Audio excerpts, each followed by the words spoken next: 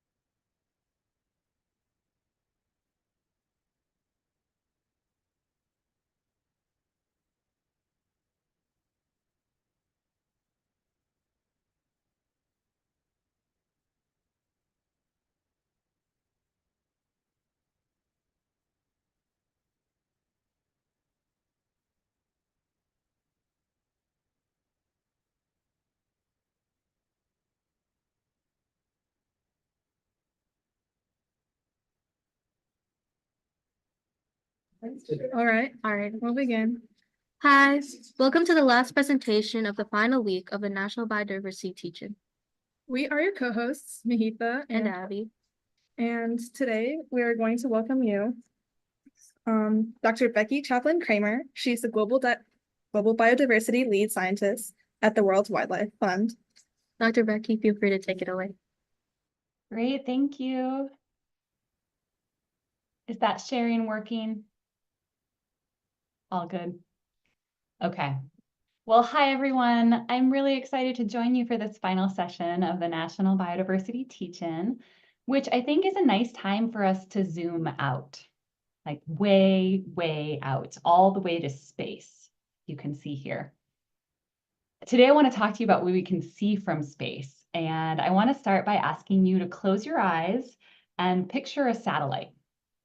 Do you know what a satellite looks like? It looks like this. Okay, so now that you've seen one, close your eyes again. Do you know what a satellite does? Picture something in your mind that satellites do for us. Go ahead.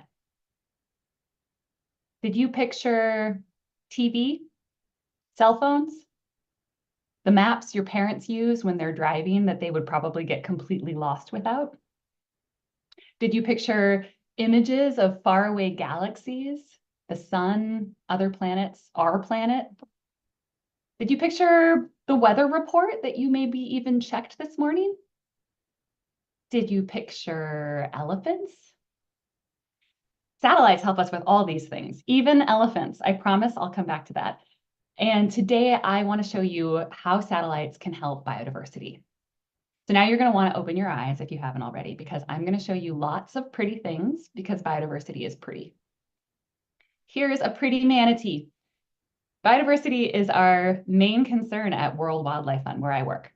WWF, as it's known around the world, is the world's largest conservation organization, working in nearly 100 countries. We collaborate with people around the world to develop and deliver innovative solutions that protect communities, wildlife, and the places in which they live. Our mission, you can see on this slide, is to stop the degradation of the planet's natural environment and to build a future in which humans live in harmony with nature. Now, before I dive in, I want to start with a few definitions to make sure you know what I mean by some of the terms I'll be using. First, biodiversity. You should be experts on this by now because this is the last week of the biodiversity teach-in after all. But just in case, I'm talking about the variety of life on Earth, including within and among different genes, species, populations, and ecosystems.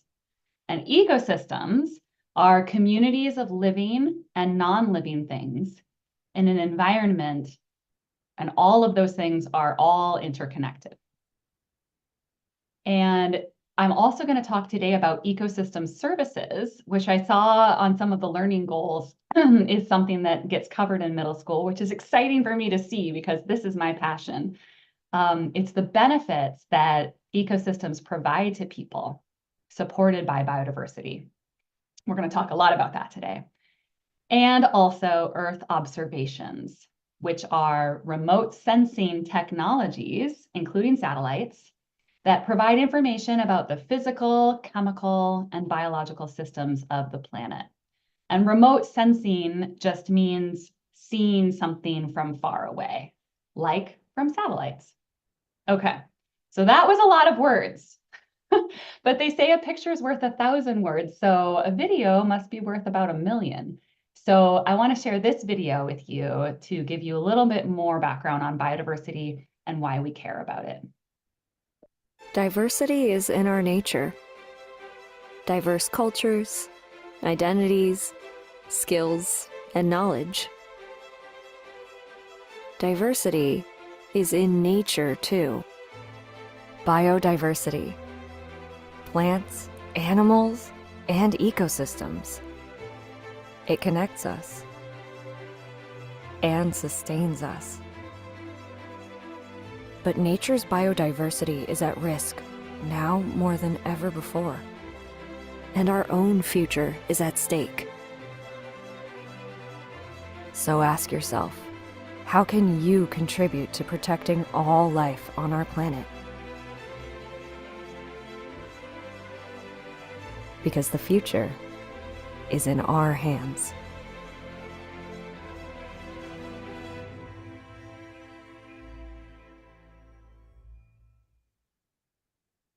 Diversity. Okay, so like you saw in that video, biodiversity provides the life support system for all of us, from forests to grasslands to coral reefs, from elephants to sea turtles. Even if you never went outside, what's outside, biodiversity, would still be crucial to your health and prosperity. That's because those forests and grasslands and elephants and turtles and all the other life forms we can't see here on this slide are all part of ecosystems that provide us with clean water, fresh air, a stable climate, and so much more. Yet biodiversity and its contributions to our lives stay invisible unless we make them obvious. One of our best resources for understanding the state of biodiversity is the Living Planet report, produced every 2 years by WWF, with input from leading experts and other organizations. It's like a health check for the planet, showing us how the natural world is doing, what threats it faces, and what this means for us humans. The planet is one living system in the same way our body is, which itself is made up of different kinds of living systems, like our organs or the tiny organisms that live inside us. Living ecosystems have lots of parts that need to work together for the whole thing to play its part in the global system. For example, the role of forests in the freshwater cycle. As plants breathe in air, they're also breathing out water vapor. You may have learned this before, but maybe what you haven't learned is that that vapor turns into clouds that then rain miles or whole continents away. So the forests are actually responsible for the movement of fresh water around the planet. And all the different living parts of that system, and all systems, the different species, the different individual creatures and plants, they all rely on each other. So changes to the species that are there, or the population sizes of those species, how many organisms there are, can change the whole system and make it function differently or even fail to function. In the Living Planet report, our planet's biodiversity is calculated using a measurement called the Living Planet Index. Scientists all around the world collect and analyze data to calculate the Living Planet Index, with information gathered from satellite images, camera traps, audio sensors, GPS tagging, even monitoring animal dung, which is fun. These are all examples of Earth observations, and they're all critical to getting a full picture of biodiversity. But today I want to focus especially on the satellites, because they essentially allow us to see anywhere and everywhere on the planet at once. Satellites can give us real-time insights on biodiversity's trends and the threats it faces across the vast extents of the planet. We need those insights so we can take quick action in a rapidly changing world. Satellites are helping us make visible the invisible when it comes to biodiversity in crisis, helping us make decisions much faster, smarter, and more transparently. But it's not enough to just know the state of biodiversity and its threats.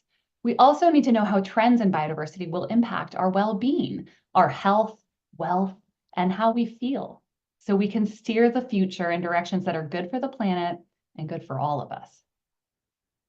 Earth observations, satellites, and other information can help make visible all the ways biodiversity creates value for people in tangible ways, like these folks gathering honey in India, and in intangible ways, like the mental health benefits we get from taking a walk outside, which are actually proven to be greater when you can see nature than when you just see concrete.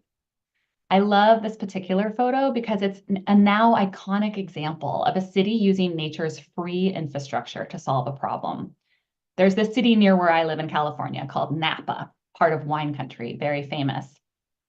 But what they're not maybe as famous for, but is really important, is that they restored a floodplain right in the middle of their downtown to prevent damage to their properties from constant flooding. And what I love about it is that in giving the river space to breathe and not overflow its banks, they had the added benefit of doing the same thing for people, giving people space to breathe. So today I want to share a few examples of how Earth observations are changing the game for conservation by making the invisible visible, and the community of game changers we're building to tackle those problems together. Specifically, we're using Earth observations to monitor biodiversity, anticipate threats by forecasting them, and prioritize where we can work to protect the natural assets that benefit us the most. And now we're launching a new effort to evaluate the societal benefits of this information and how to make it even more useful. So first, let's talk about some of those invisible values. This is a mangrove forest in New Caledonia. Mangroves like this have some of the richest carbon stores of any biome on the planet, up to 10 times more carbon than terrestrial forests. This is important for us because storing carbon prevents it from escaping into the atmosphere, which is what is causing climate change. And that's not all mangroves do for us. Their massive roots, like you can see here, are like natural sea walls. They protect our shorelines from storm damage. And almost 80% of global fish catches are dependent on mangroves, feeding people all over the world, including some communities that rely on fish for most of their nutrition needs. Here's another mangrove forest in the Rufiji Delta in Tanzania. You'll notice, or you might notice, that this mangrove is in trouble. You can notice these sort of dying looking mangroves over in the middle of the screen. This is because it's faced the many threats that mangroves are under worldwide, being converted to shrimp farms, agriculture, coastal development, or just being cut for wood, all compounded by climate change and pollution. To protect mangroves, we first need to know where they are, the exact location and extent and condition of mangrove forests for a given coastal region or country. The problem is mangroves are incredibly difficult to survey from the ground. You have to deal with dense, flooded vegetation, mud that might swallow you alive, mosquitoes, bees, snakes, not to mention crocodiles. So the result is we don't know where a lot of Earth's mangroves are. And even when you can find one, it's hard to make it back out there. So it's even more challenging to track how any given mangrove forest has been doing over time. Is it healthy or declining, and why? Well, here's the Rufiji Delta as seen from satellites. WWF has started using satellite imagery like this, along with machine learning, which is a type of artificial intelligence, to map mangrove extent and health over the 30-year satellite record. We're combining that with drones to give us even more precise information about which species are there and what the structure of the tree canopy is like. All the data we collect goes into a portal that can be used to develop science-based plans for managing the mangroves, and a baseline that we can use to track our management progress. So now governments can include these ecosystems in their national carbon reporting and start planning to conserve their mangroves as a strategy to avoid greenhouse gas emissions.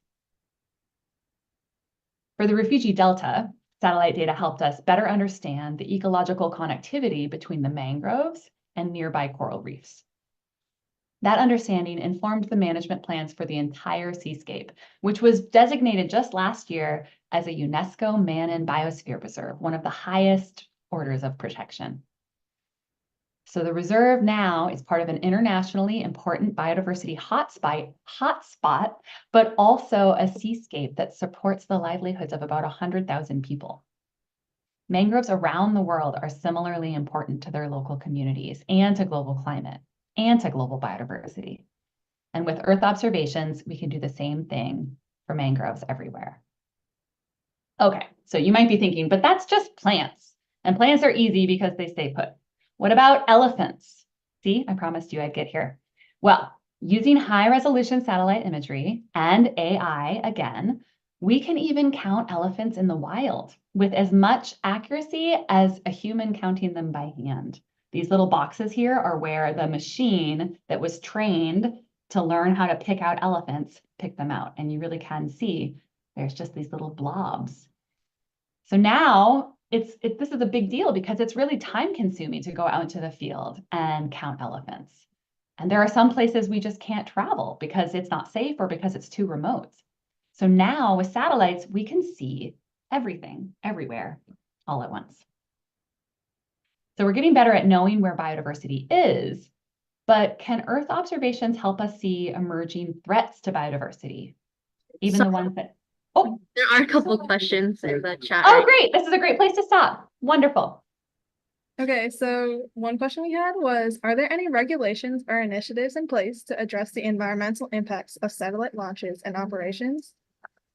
Oh, interesting. So that's a really interesting question because we are seeing the private sector get more into satellites now. In the beginning, it was mostly our government agencies that put these out. And so they had to adhere to really strict regulations around environmental impact report for all like space program activities, not just satellites. But now we actually are seeing more satellites getting out there.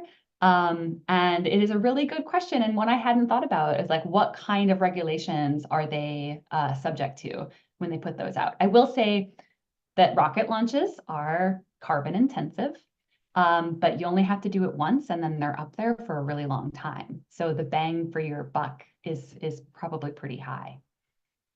Okay, the next question is, are there any ethical considerations or challenges associated with using satellite data for biodiversity conservation? Ooh, wow. A big issue with satellite data in general, not just for biodiversity conservation, is privacy. And so the better that the data are getting, the higher resolution. And a lot of times we really do need this high resolution data to be able to pick out something like an elephant. But if you can pick out an elephant, you can start to also pick out people and maybe individual people and maybe characteristics of their homes and where they live. And so that is a big consideration. It's especially a consideration for, and I will touch on this in a little bit, for Indigenous communities, especially if there are certain times of year where it's against their spiritual or traditional practices to take pictures of their lands. And you can't really turn the satellite off as it passes over certain places. So there's a big issue around data sovereignty, like who should own that data. And I think it's all so new that we're all still figuring it out together. And these are really important questions. All right, and then we had one more, and that was, are there concerns about the energy consumption of satellites and how might this impact environmental sustainability? So, okay, this is good news for you, is that the energy consumption, like I said, getting the rockets launched is energy intensive, and I imagine it will be for a while because it takes a lot of energy to break the Earth's orbit, right? But once the satellites are up there, they're solar powered. So that picture I showed you in the beginning, a lot of the arms of the satellite was a solar array. And actually, satellites are kind of the first adopters of this, just because they're out there in space for years and years. A battery is going to run out. There's nothing to plug into up there. They needed a long-term sustainable energy source. And it's right there, it's the sun. So that's actually really inspiring that, we should all follow suit and try to be as efficient as satellites.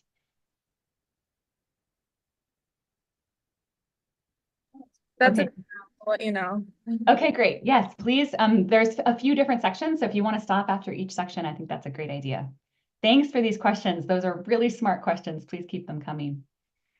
Okay, so we're now going to talk about what kinds of things Earth observations can do, what satellites can do to help us see the emerging threats to biodiversity, including anticipating the ones that haven't even happened yet.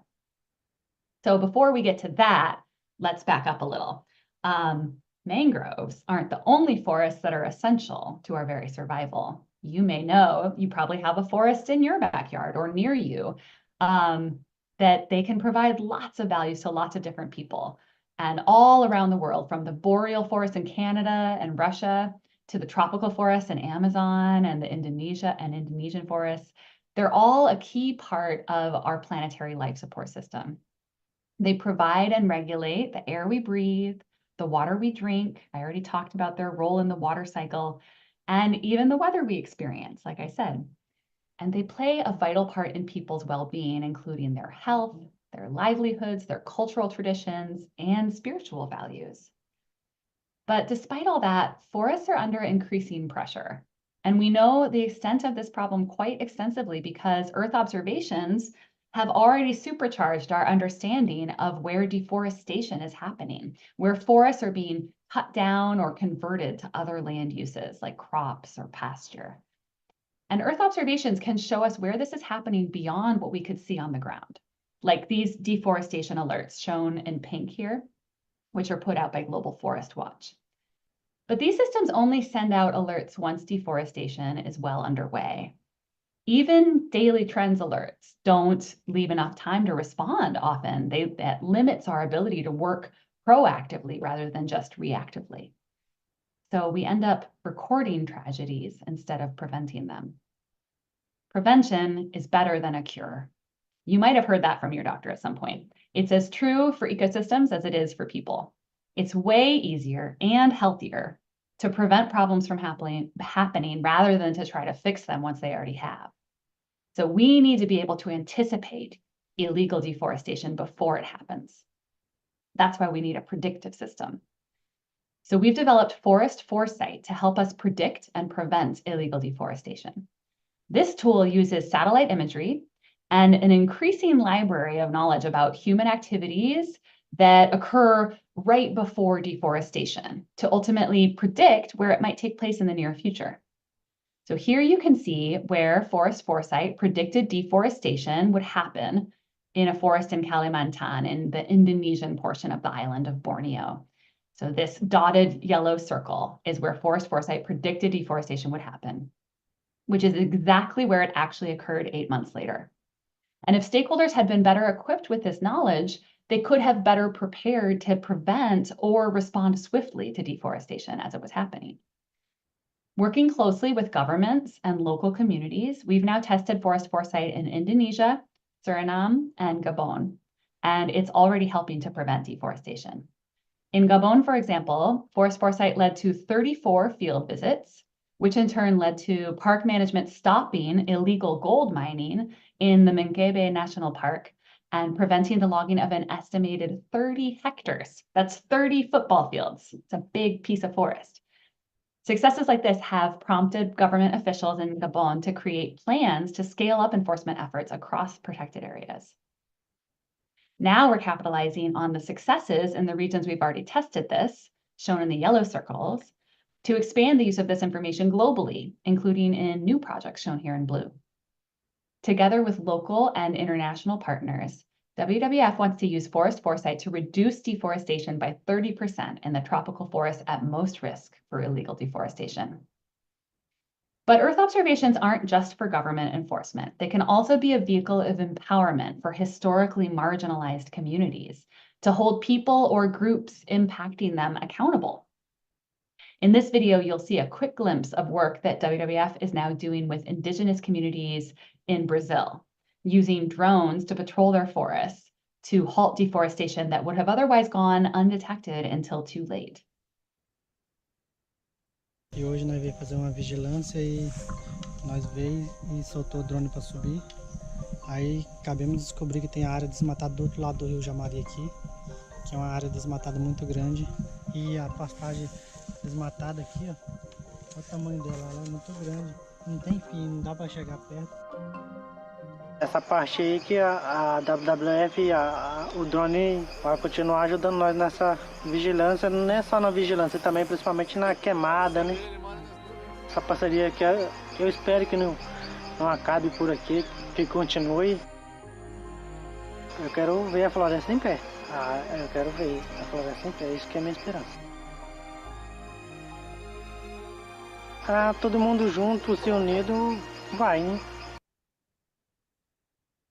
E hoje nós So linking this kind of capability with threats predictions, like forest foresight, would give these communities a head start, making it easier for them to take care of their lands. Okay, I'm going to pause here again, just to say the threats we can see coming become the threats we can stop, thanks to Earth observations. So if you have any questions about this section, I can pause again. All right, yeah, there are a couple questions. So the first one is, how do you know that you've counted enough organisms in a population? If you've counted enough. Okay, that's a really good question too. You guys are so smart.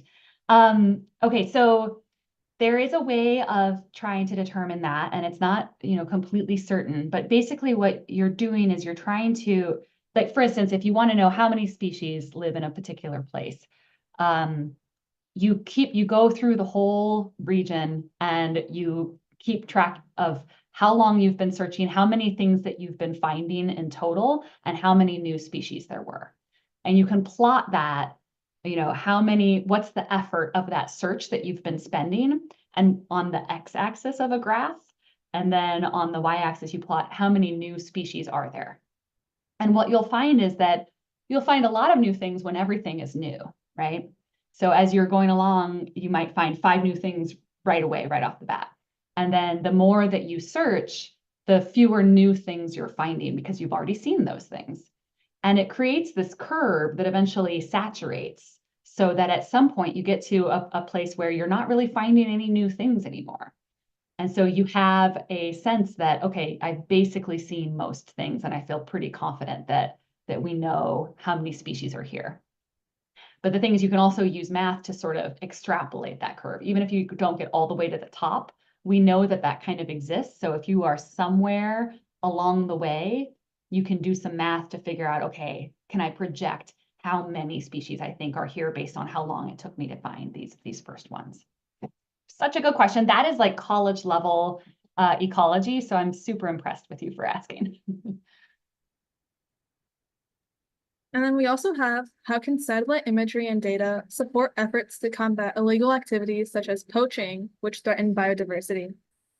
Yeah, so you saw this. I don't know if this question came before we got into the details of that, but you saw it for deforestation. I think that's a big effort that is happening now across a lot of different places to avoid illegal activities that go along with deforestation. When it comes to poaching, it is like we can track, like we showed, we can track the animal populations and sort of see, are they declining? Increasingly, we can do that with Earth observations, but if we actually want to, catch poaching in the act, we need a different system for that, just because it can happen so quickly, and people are using things like camera traps along with Earth observations to try to enforce and understand that activity. So you could use something like forest foresight to better understand what variables are associated with poaching and what might make areas vulnerable for poaching, so that you can anticipate where it might be a problem. And then you could use that as a place to put some more monitoring on the ground efforts, camera traps and other enforcement to try to get a better handle on what's actually happening there on the ground. Okay, and the last question for now is, in what ways can satellite-based monitoring systems be more accessible and useful for local communities working to protect biodiversity? Yeah, it's so important. I mean, I think a big part of it, again, is linking these different kinds of systems. And something that WWF cares a lot about is participation, inclusivity of local communities, and thinking about how to do participatory monitoring along with Earth observations. So I think the information is available, and sometimes we want to, the satellite information is publicly available. And sometimes it needs to be put into a web app or something that makes it a little more accessible or discoverable to people in local communities. But another big piece of it is that while the satellite information exists, it might not be ground truthed or in the context of the local needs to have the types of indicators that they need. So maybe they don't need forest cover or forest loss. Maybe what they really want to know is, how is their local grassland doing? Is it productive? Is it as productive as it was last year? Maybe it's a different kind of concern. And so they need a different kind of information. And that's where really connecting satellites to local monitoring, especially participatory monitoring, you can build new products from the same information. The same raw imagery that comes from a satellite can be used in lots of different ways and really tailored and suited to the needs of local communities through that kind of connection with local participatory monitoring. All That's right. great. Thank you. Yeah, thank you so much, you guys. Okay, so we're moving into the third section here to say we've seen biodiversity, we've seen threats to biodiversity. Now we want to know, can this information help us see all the value for humanity that lies in a forest or a grassland or a river, a marsh, a seascape, or any natural area, so that we know what's at stake if we lose it, or how to regain what's already lost. In other words, can Earth observations help us see the invisible values that I've been talking about? Can it help us see the value of an ecosystem for climate security, for meeting our material needs and sustaining livelihoods, pollinating our crops, regulating and purifying our water, protecting us from hazards, and providing opportunities and experiences we value culturally? Because seeing all that value clearly would help us work in the places that give us the best return on investment, not just in the places it's convenient to work.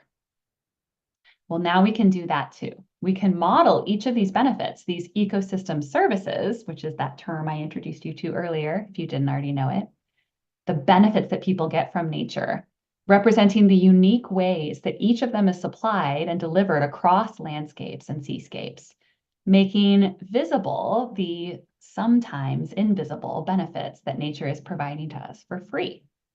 For all of these ecosystem services, it really matters exactly where they come from and where they're delivered to know who and how many of us benefit. Like, where exactly is that trickle of water flowing on its way to the stream? Where is that wave battering the shoreline the worst? Where can a bee fly? And can it make it as far as it needs to get from its nest to the nearest farm field to pollinate those crops? These are all really specific questions about specific places. And we can answer these questions by modeling these ecosystem services using high-resolution Earth observations of land use, climate, soil, topography, infrastructure, population. The list goes on. There's so much we can get from satellites to pinpoint exactly where we need to intervene to get these best returns for multiple values. The blue and green places on this map are the planet's most critical natural assets for people locally, the places that provide the most value to the most people. And remarkably, we have found that 90% of those local ecosystem services come from only 30% of the land area and 24% of coastal oceans. And these areas provide critical benefits to the vast majority of the world, about 87% of people globally. So closer to half the land surface is required to provide those local ecosystem services, as well as to maintain near current stores of carbon to help avoid climate change, and also to meet minimum area requirements for terrestrial biodiversity. However, more than a third of these areas are also highly suitable for development of agriculture, renewable energy, oil and gas, mining, or urban expansion. Using Earth observations and this type of analysis can identify potential conflicts and, perhaps more importantly, opportunities for cooperation to lay the groundwork for locally led design of landscapes that suits the needs and the contexts of local communities. So that's a lot of maps and graphs I just showed you, but what you're looking at here is where the most important places are for people and biodiversity, and where those most important places intersect with other human needs. And so these are the places where we really need to come up with good, innovative solutions to be able to share land. For example, renewable energy development is a crucial step on our path to sustainable energy transition. Nearly 20%, it's this 10% of renewable energy and 8% of other, where it overlaps between multiple sectors, renewable energy along with agriculture potentially. Nearly 20% of these critical natural assets that provide so much benefit to people, climate, and biodiversity are also high potential for wind and solar power.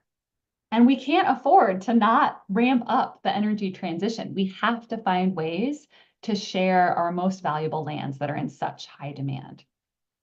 And there are inspiring examples of doing this, of solar arrays providing resources for pollinators as well as electricity, or of interspersing solar or wind with crops and livestock to provide shade and cooling that can even boost production. It turns out a lot of livestock really like shade. They actually preferentially hang out there along with this little dog that's lying down. It's pretty cute. You see a lot of these images of the cows or sheep all clustering under a wind turbine. So we need to test and grow innovations like these, of these land sharing, multifunctional landscapes. And doing that is going to require an array of Earth observations to plan these types of activities, monitor their progress, and report on their impact. So Earth observations are giving us much, much better geospatial data about the state of biodiversity, the threats it faces, and its values to the world. And the opportunities for Earth observations to improve decision-making are increasing exponentially. But we know that decisions are based on a whole lot of other things besides information, and that information alone doesn't automatically make the world a better place. So under what conditions does better data lead to better decisions? A new effort that we've just launched, Convey, the collaborative network for valuing Earth observation, is designed to answer this. For Earth information, I'm sorry. The collaborative network for valuing Earth information, the information we get from Earth observations. With our country's leading satellite agencies, NASA and NOAA and USGS, we're examining how Earth observations create information that benefits society and how they can be made more useful so that we can continue to improve our science for greater impact. There's just too much at stake to waste time producing information that's not helping. We need to know how success stories happen and how to make more of them, especially when problems are as complex as many of the ones we're dealing with today. And it's hard to see all the information that you need to make the right decision. So it seems like there's a lot for us to do, so we better get cracking.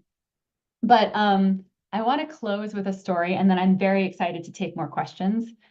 But I just want to share this story that I feel conveys the hope that I have for all of this work. This is Santa Cruz Island, one of the Channel Islands just down the coast from where I live in California. And on my first visit there, I had been disappointed by gloomy, foggy weather just like this almost the entire trip. And then one glorious morning, the sun came out. So I seized my opportunity to finally get a view, and I went for a hike up on the ridge that runs the length of the island. And as I walked along that knife's edge, I could see the coastal fog here coming up the side of the island as a dense bank, almost solid. It looked like a solid wall of fog, and the sun was shining down brightly on it from the other side. And as I looked down, I could see my shadow on the fog. It was that thick. And as the sunlight hit the vapor just right, it made a rainbow. And not as an arc, like how we see it in the sky, but as a full circle like this, forming a halo around my shadow. I've since learned that this phenomenon, though rare, is documented enough to have a name. It's called a Brocken specter. And there are physical explanations for it, but for me, it felt unreal, magical. almost impossible. It was one of the most moving and memorable moments I've ever had in nature, enabled by the very fog that I had thought up until then was ruining my trip. But what really turned that moment from disappointed into epiphany was light. Light is power. Light makes life. And satellites use light to reveal hidden truths about our world, with the power to turn challenges into revelations, into opportunities for change. What I've shown you is just the beginning of that transformation. Thank you.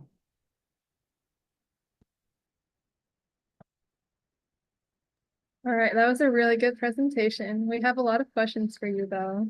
So to start off, what are some ways that people can connect with nature? Oh, so many ways. There is no wrong way. What drives you, some people just like to sit, and some like to walk, and some, are going to harvest things that have tremendous value to them, and that are beautiful or that nourish them. And there's so many things. And actually, I'm so glad you asked this question, because I think I actually am the mother of a middle schooler and a high schooler, and it has been a struggle sometimes to help my kids connect with nature, even though I care about it so much, as you can tell. And I think we're experiencing something right now. It's been called the extinction of experience. And so it's not just that we're seeing extinctions, and I noticed a question about, are we living through a mass extinction? Yes, we are, and we'll come to that question next. But it's not just the extinction of species, it's also the extinction of our experience of those species and the experience of nature and being in ecosystems. A growing, part of the population is living in cities. A lot of us have the daily experience of living in built spaces, and you maybe get a little greenery here and there that looks nice, but you don't experience nature in the way that humanity has for most of its existence. And so we're losing these, like the not just the benefits that we get from it, but the understanding of who we are in relation to that nature. So there's a lot of movements to help urban youth connect with nature and bring them into natural spaces, whether that's through camping or backpacking, like big trips like that, or just small day trips to appreciate wildflowers or go to a waterfall or see some of these natural wonders. And I touched on this at the beginning, that there are mental health benefits to being in nature, and that you actually you get these benefits more if you're taking a walk with seeing nature than if you were just taking a walk on a treadmill or around a track. And this is true. Like they've shown that your attention is better, your focus, your ability, your short-term memory, and your ability to make snap decisions is better. Your impulse control is better. And really crucially, it helps with depression too. Like there are studies that show how we do a thing called rumination, where we basically beat ourselves up a lot, and you can get down on yourself and think about like all the things that you've done wrong. And that behavior stops when you're in nature. A lot of it is tied to feeling like there's something bigger than yourself, and you can see a bigger view of things. So there's this extinction of experience really worries me, because I think that is the thing that is going to hurt us the worst. And I hope that we can, try to make efforts to really help people reconnect and reforge some of those bonds. All right, the next question is, how often are species going extinct? Are we living through a mass extinction? Yes. There's a great statistic, and I'm afraid that I'm going to get it wrong. So I think if you just Google how often does a species go extinct, it's alarming. It's one like every few minutes or something. Like just how quickly this is happening is stunning. I will say yes, we're calling this the 6th mass extinction. There have been 5 that have happened over the time, like that when the dinosaurs died out, when a huge amount of life on land died out in the Permian, and things hung on just around volcanic vents, basically deep sea vents. And each one, you have this mass extinction where lots of things die out, and then you have this huge explosion of diversity that usually follows. But it follows it millions of years later. It's a blink in the eye of geologic time, but for us, it would be devastating. It would truly be the end of life as we know it. There's no way that we can live through that we can survive without the life on this planet. And so we have to do something about it. We are losing species at a faster rate than any other time outside of those mass extinctions. And right now they're saying, 1 million species are at risk. That's the latest UN report that was put out about that. So yeah, we have to act, and we have to act fast. All right, our next question is, do you think that carbon capture is an effective way to combat climate change? Yes, and I wish that we could have a conversation, because I would love to ask you what you mean by carbon capture, because it means a lot of different things to different people. The answer is we have to stop emitting first. We have to start using more renewables, and we have to bring our emissions down. And then the other part of the answer is we also have to start taking up a lot of the carbon dioxide that's already in the atmosphere. So we have to do both. We can't do one or the other. We have to get the emissions down, and we have to also take up some of what we've already put out there.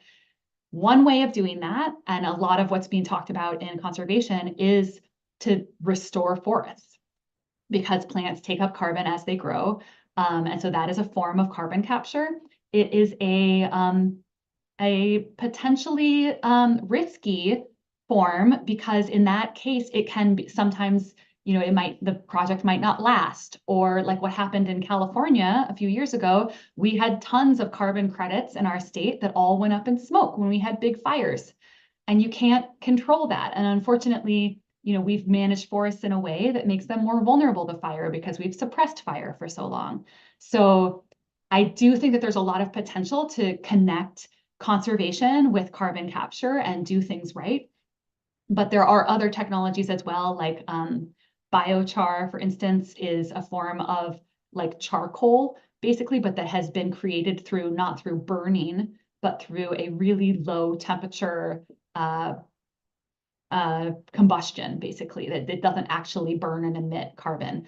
And when you get this really coal-like looking substance, and you can put it in agriculture fields, and it helps enrich your soil, and it also locks carbon away forever. Like, even if that field burned, that compound wouldn't burn because of the way it's been chemically altered, basically. So that's another option that's also semi-natural, because you can do it in natural spaces, and it has these co-benefits of improving productivity. But it's not the same as, some of these other efforts of, sinking it into cement or putting it under the ocean, or, there are other like completely technological solutions.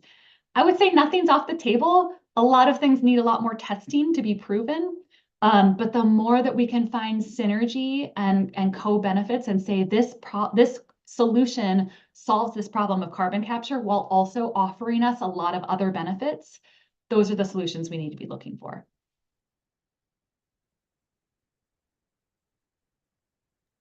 All right, the next question is, since you work on the ground in multiple countries, what type of agreements does the World Wildlife Fund enter into, since you are using satellites to view these countries that could be construed as invasive?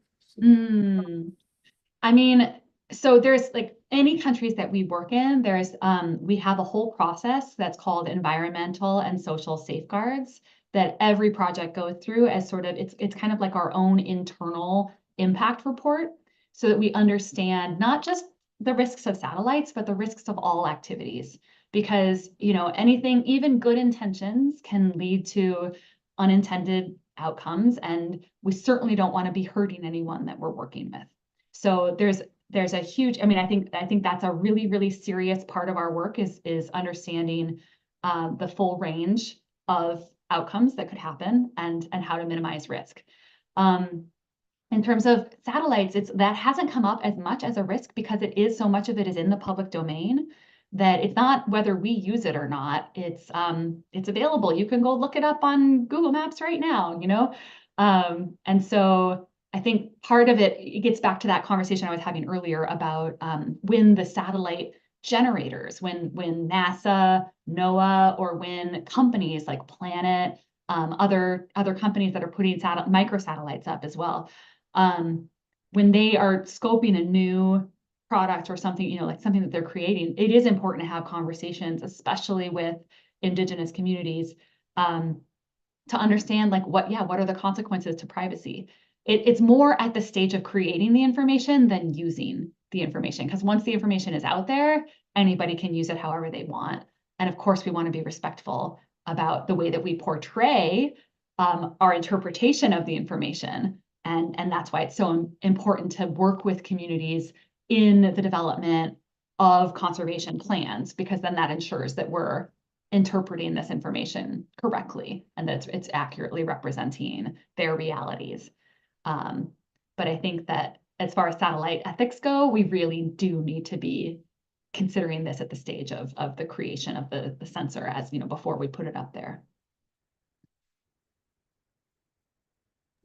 All right, we also have, how can machine learning and AI algorithms be applied to satellite data to automate the process of identifying and prioritizing natural assets for conservation? Awesome. Would you want to come work for me?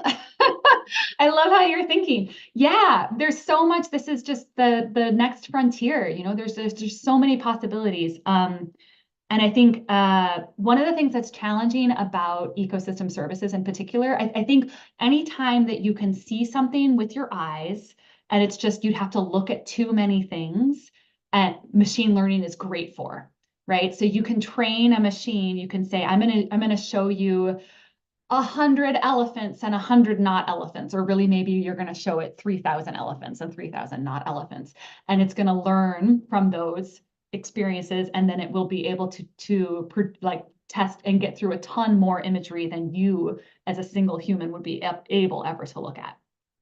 That's great, because it's really easy to train those programs, and you have these images, and it is versus it is not. It's really easy.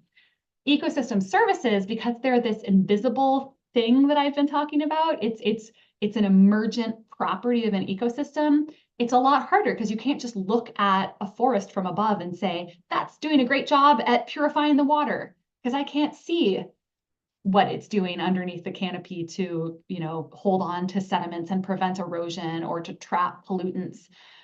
We can measure those things, through like instruments that we put in streams. We can then measure how much sediment is making it to the stream that is just downhill from that forest. And so it's a combination of using models to say, this is how water flows downstream. This is what forest can do as water is flowing past. And then we can connect that to the data that we actually see of like, okay, so our model says there should have been this much erosion that happened, and this is how much we see in the stream. So therefore, our model is right, or our model needs to be improved, or it needs to be tweaked in this way. So that's where I think machine learning could do a lot for both helping us figure out better inputs to the model, that we could use a wider array of Earth observations in the model in the first place to make a better output, and then to link it to these on the ground sensors like stream gauges to kind of iterate that back and forth of like, let me tweak one thing about the model and then let's see if that made it better. We could make this learning loop that the machine learning could help with to give us more accurate and faster results. Because these models, like some of them can be really hard to set up so that they give you accurate results. And if we can shorten the time to do that with machine learning, it would make a huge difference. All right, the next question is, what criteria and indicators can be derived from satellite imagery to assess the conservation status of different natural assets, such as wetlands, forests, or coral reefs? Wow. Are you guys sure you're in middle school? This is middle, right? Do I have the right audience? That is the question that everyone is asking right now at the Convention on Biological Diversity. So they just put out a big global biodiversity framework this past, 2 years ago at the COP, the Conference of Parties, where the whole world, the UN, all of the governments got together and said, we care about biodiversity, we're going to make some commitments, and by 2030, we're going to stop conversion of natural ecosystems, we're going to stop extinctions, we're going to restore 30% of lands and put 30% in protected areas, and made big ambitious commitments, with the point being to improve the state of nature. And so now that the commitments have been made, everyone is scrambling to try to figure out, okay, so how do we measure that? How do we know if we've succeeded? How are we going to judge our progress? So by the time we get to 2030, we know if we did it or not. And it is an open question because there are so many different aspects of biodiversity that that it can be like tricky to encapsulate it. Like I said, it's at the genetic and population and species and ecosystem level. And so the Global Biodiversity Framework is actually trying to address all of those levels of biodiversity and say, what are the right indicators for genetic diversity? What are the right indicators for species diversity, for ecosystem diversity? And when it comes to genetic, there are things, Earth observations are probably never going to be able to help us with that. But there are other things that people are trying, like eDNA, environmental DNA, where they can scrape water or soil samples from the environment and see all of the organisms that left a skin cell there or something that, and try to get a sense of the diversity of the populations, not just of the number of species, but the diversity within those species. And then from the species perspective, I think there's a lot to be done in terms of not just richness, not just the number of species, but how balanced they are. And we talk about diversity in terms of evenness sometimes, of how fragile maybe some species might be because there just aren't enough members of the population. And so how do you boost those rare species and help them be the representation that they need? And then within ecosystems, we could think about diversity of organisms within ecosystems, but also the intactness of those ecosystems, the connectivity between different ecosystems where species need to be able to move, as well as the number of ecosystems in a broader landscape and whether there's sort of functional resilience or redundancy that would enable, if one place is disturbed, it can be connected to another place that doesn't get disturbed and then can help restore naturally, kind of regenerate these systems to make them more resilient. So there's lots that we could track, and the question is how to get it down to a manageable number so that people can actually do it. Because if it's too hard, then the fear is that most countries will just be throw their hands up and say, we don't know how to do this. So I think we're trying to get down to that short list of indicators. All right, we had one that was, what nonprofits do the WWF support? Well, WWF is a nonprofit. And actually what's interesting about it is that every country has its own, it's actually unique. It has its own WWF.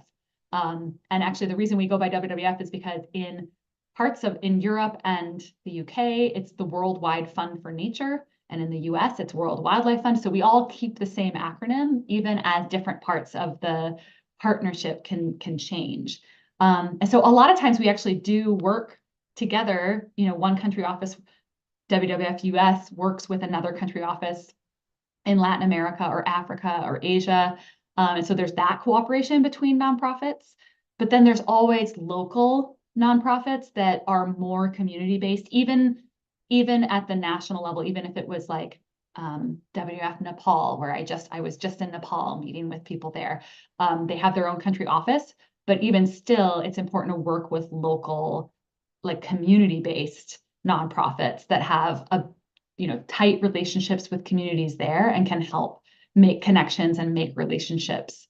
So it's sort of a multi-tiered thing where it's we work together internationally, but then within the national level, country offices need to work with local NGOs or nonprofits to really make effective change. All right. And then the last question for today is, what steps are being taken to ensure responsible and sustainable satellite practices to minimize long-term environmental impacts? Sustainable satellite practices. Okay, so are you maybe thinking of space trash? I know, okay, we had talked about the like the idea that they're solar powered once they're up there. It is a bit of a carbon footprint to get them up there, to launch them in the first place. And whatever goes around the environmental impacts of the launch site itself. But I think those are fairly well contained. I mean, it's a small footprint overall compared to the vast extents that it can look at. I do think there's a little bit of an issue about the proliferation of trash in space, and like when satellites end or go defunct, they don't really have a place to go. They just continue in orbit, even though they're not doing anything. And you could imagine that we will get to a point where there's just too much up there, and things are already crashing into other things. I don't know if this is what you meant by environmental impact, but it is something I worry about, because it's space seems infinite, but even just around our own planet, like it's filling up, and we actually will need to figure out what to do about that pretty soon. Okay, so thank you so much, Dr. Becky, for your amazing presentation. We're so lucky that we were able to have someone with your expertise end off our NBTI week. And thank you to everyone who came to watch today. And thank you for everyone who's been watching this entire month for the National Biodiversity Teaching. Thank you so much. I will try to answer these questions like in the chat if you want. The remaining ones, or you could email them to me, and I don't know if you email back out to your list or something. There's some really good other questions here. You guys, you're all amazing. Please keep it up. The world needs you. They need your smart brains and your smart questions, and so I hope that you'll keep asking them. Thank you.